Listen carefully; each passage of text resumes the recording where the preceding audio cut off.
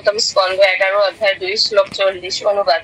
পরমেশ্বর ভগবানের পবিত্র নাম কীর্তনের ফলে মানুষ ভগবত প্রেমের পর্যায়ে উন্নীত হয়, তখন মানুষ ভগবত ভক্ত হয়ে ওঠে, শ্রী ভগবানের নিত্য সেবক রূপে প্রতিজ্ঞাবদ্ধ হয় এবং ক্রমশ পরম পুরুষোত্তম ভগবানের বিশেষ নাম ও রূপের চিন্তা অনুশীলনে বিশেষভাবে আকৃষ্ট হয়ে ওঠে। এইভাবে তার হৃদয় যতই প্রেমের ভাবোল্লাসে বিগলিত হতে থাকে, ততই উন্মাদের মতো উচ্চ হাস্য কিংবা রোদন তথা চিৎকার করে ভগবানকে স্মরণ করতে থাকে। কখনো বা ওইভাবে বিভোর হয়ে পাগলের মতো মানুষ লোকনিন্দায় অবিচল থেকে নৃত্যগীত করতে থাকে। তাৎপর্য: এই শ্লোকটিতে শুদ্ধ ভগবত প্রেম বর্ণনা করা হয়েছে। শ্রীল শ্রীধর স্বামী এই চিন্ময় অবস্থাটিকে সম্প্রাপ্ত প্রেম লক্ষণ ভক্তি যোগস্ব সংসার ধর্মাতীতাম গতিম, অর্থাৎ পরমেশ্বর ভগবানের উদ্দেশ্যে মানুষের ভক্তি নিবেদনের অভিলাষ যেভাবে প্রেমের ভাবোল্লাসে সমৃদ্ধ হয়ে ওঠে, সেই সার্থক সিদ্ধি লাভের জীবন ধারা রূপে বর্ণনা করেছেন। সেই সময়ে মানুষের চিন্ময় কর্তব্য অনুষ্ঠানগুলি জড়জাগতিক সমস্ত ব্যাপারের ঊর্ধ্বে বিরাজ করতে থাকে, অর্থাৎ এই জগতের তথাকথিত সামাজিক আচার অনুষ্ঠানের মাপকাঠিতে তার বিচার করা অসমীচীন হয়ে ওঠে। শ্রী চৈতন্য চরিতামৃত আদিলীলার সপ্তম অধ্যায়ের 78 নম্বর শ্লোকে শ্রী চৈতন্য মহাপ্রভুর নিম্নোক্ত মন্তব্যটি রয়েছেন: ধৈর্য ধরিতে নারী হইলাম উন্মত্ত, হাসি কান্দি নাচি গাই জয়ছে মদমত্ত। এইভাবে ভগবানের নাম নিতে নিতে আমি নিজেকে স্থির রাখতে পারলাম না এবং আমি উন্মাদের মতো হাসতে লাগলাম, কাঁদতে লাগলাম, নাচতে লাগলাম এবং গান গাইতে লাগলাম। শ্রী চৈতন্য মহাপ্রভু অনতি বিলম্বে তার গুরুদেবের কাছে গিয়ে জানতে চাইলেন তিনি কেন তিনি পবিত্র কৃষ্ণ নাম জপ করতে গিয়ে অমন উন্মাদের মতো হয়ে গিয়েছিলেন। তার গুরুদেব উত্তরে বললেন, কৃষ্ণ নাম মহামন্ত্রের এই তো স্বভাব, যেই জপে তার কৃষ্ণে উপজয়ে ভাব। হরে কৃষ্ণ মহামন্ত্রের এটি স্বভাব যে কোনো মানুষ তা জপ করতে করতে অনতি বিলম্বে শ্রীকৃষ্ণের প্রতি প্রেমময়ী ভক্তিভাব তার মধ্যে উদয় হয়। শ্রী চৈতন্য চরিতামৃতের আদি লীলার সপ্তম অধ্যায় 83 নম্বর শ্লোকে এই প্রসঙ্গে শ্রীল ভক্তিবেদান্ত স্বামী প্রভুপাদ মন্তব্য করেছেন, শুদ্ধ ভক্তের শ্রীঅঙ্গে এই সমস্ত লক্ষণগুলি অতি স্পষ্টভাবে প্রকাশ পায়। আমাদের কৃষ্ণ ভাবনামৃত সংঘের কৃষ্ণ ভক্তেরা যখন কীর্তন করে এবং নৃত্য করে, তখন বিদেশিদের এইভাবে আনন্দমগ্ন হয়ে নৃত্য কীর্তন করতে দেখে ভারতবাসীরা পর্যন্ত আশ্চর্য হন। তাই শ্রী চৈতন্য মহাপ্রভু বলেছেন যে শুধু অভ্যাসের ফলে যে স্তরে উন্নীত হওয়া যায় তা নয়, বরং যিনি হরে কৃষ্ণ মহামন্ত্র কীর্তন করেন কোন রকম প্রচেষ্টা ছাড়াই তার মধ্যে এই সমস্ত লক্ষণগুলি প্রকাশিত হয়। শ্রীল ভক্তি সিদ্ধান্ত সরস্বতী ঠাকুর এই প্রসঙ্গে আমাদের সতর্ক করে দিয়ে ভগবত বিমুখ সহজই আর শ্রেণীর মানুষদের কথা মনে করিয়ে দিয়েছেন, কারণ ওইসব মানুষগুলি অশাস্ত্রীয় পদ্ধতিতে পরমেশ্বর ভগবানের লীলাসমূহ অনুকরণ করে এবং বৈদিক শাস্ত্রাদির প্রামাণ্য অনুশাসন অবহেলা করতে থাকে। তার পরম পুরুষোত্তম কৃষ্ণ রূপে এই মর্যাদা অভিষিক্ত হতে চেষ্টা করে। তার ফলে ভগবানের সমুন্নত লীলা প্রসঙ্গ আদি অবলম্বনে কৌতুকাবহ দৃশ্যের অবতারণা করে। তাদের ভাবন উন্মাদনা বলতে ক্রন্দন, কম্পন এবং ভূমিতে পতন দেখে শ্রীধর স্বামীর বর্ণিত সম্প্রাপ্ত প্রেম লক্ষণ ভক্তিযোগ বলে যেমন উচ্চ পর্যায়ের ভগবত ভক্তি অনুশীলনের লক্ষণাদি বোঝায়, তেমন কিছু মোটেই নয়। শ্রীল ভক্তিবেদান্ত স্বামী প্রভুপাদ এই প্রসঙ্গে মন্তব্য রেখেছেন, যিনি এই ভাবের স্তর প্রাপ্ত হয়েছেন তিনি আর মায়ার বন্ধনে আবদ্ধ থাকেন না। তেমনি কৃষ্ণদাস কবিরাজ বর্ণনা করেছেন, পঞ্চম পুরুষার্থ প্রেমানন্দ অমৃত সিন্ধু, মুখারি আনন্দ যার নহে এক বিন্দু। কৃষ্ণ প্রেমের আনন্দ একটি অমৃতের সমুদ্রের মতো, যার তুলনায় ধর্ম, অর্থ, কাম এবং মুখ্যের আনন্দ এক বিন্দুর মতো নয়।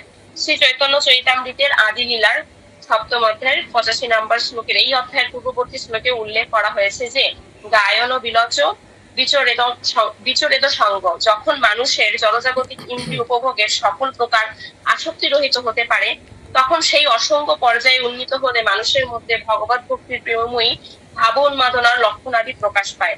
এই শ্লোকের মধ্যে লোকভয় শব্দটি থেকে বোঝা যায় যে যথার্থ ভগবত প্রেমের উচ্চ পর্যায়ে যখন শুদ্ধ ভক্ত উন্নীত হয়, তখন সে আর কোন রকমের বিদ্রুপ, প্রশংসা, শ্রদ্ধা কিংবা সমালোচনার মাধ্যমে সাধারণ লোকের মতো দেহাত্ম বুদ্ধির ধারণায় কষ্ট পায় না।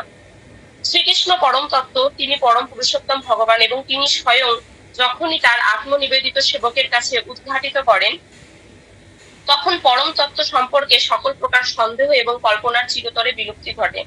এই প্রসঙ্গে শ্রীপাদ মাধবাচার্য বরাহ পুরাণ থেকে একটি শ্লোক উদ্ধৃত করে বলেছেন, কেচিৎ উন্মাদ সরি আমি পড়ছি না পুরো শ্লোকটা।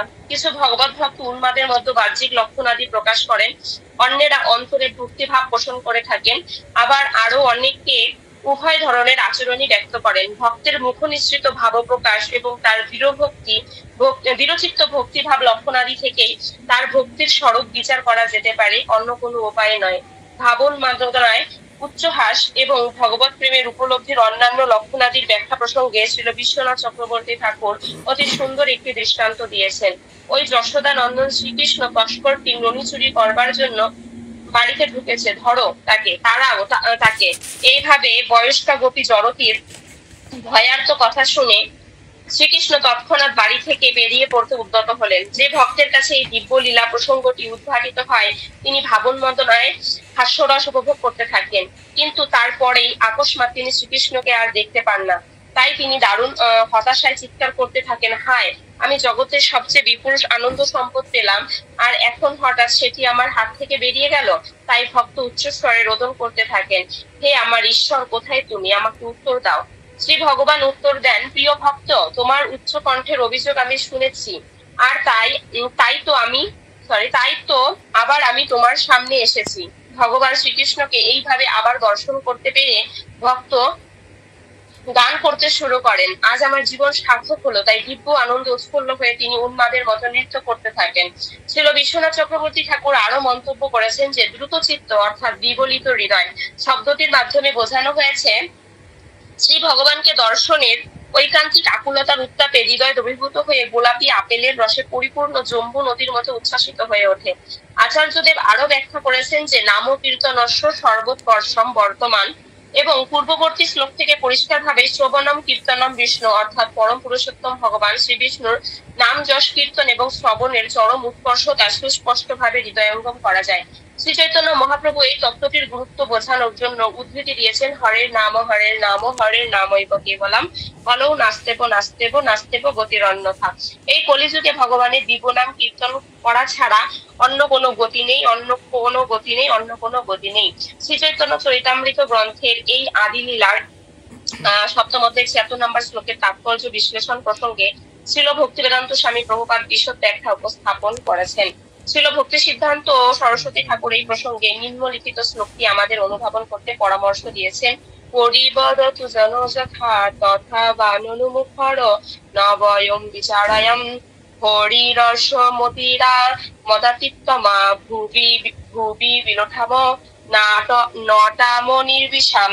বাগ্যবাগী শ্লোকে যা বলে বলুক, তাদের কথায় আমরা কর্ণপাত করি না। কৃষ্ণ প্রেমের মদিরায় মদনমত্ত হয়ে আমরা চতুর্দিকে ঘুরে ছুটে বেরিয়ে গড়াগড়ি দিয়ে এবং ভাবোল্লাসে নৃত্য করে এই জীবনের আনন্দ উপভোগ করব। পদাবলী 73। হরে কৃষ্ণ প্রভু। এখান থেকে কিছু বোঝাবো না স্কিপ করে যাবেন? একটু বেশি না, এখানে মূলত কি বোঝাতে চাচ্ছে এটা বললি।